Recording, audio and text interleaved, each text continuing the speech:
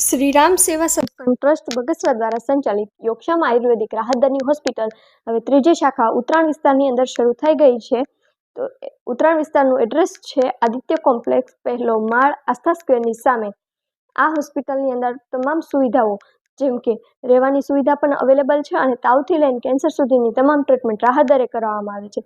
જૂના પેટને લગતી બીમારી, હાથ પગ કમર ઘૂંટણના દુખાવા, ચામડીને લગતા રોગો, કોઈપણ પ્રકારની એલર્જી, કિડની ફેલિયર, માઇગ્રેન, માથાના વાળ ખરવા, ચામડીના રોગો, માસિક સાયકલને લગતી સમસ્યા, કોઈપણ તકલીફની સારવાર આયુર્વેદિક દવાથી જ કરવામાં આવે છે.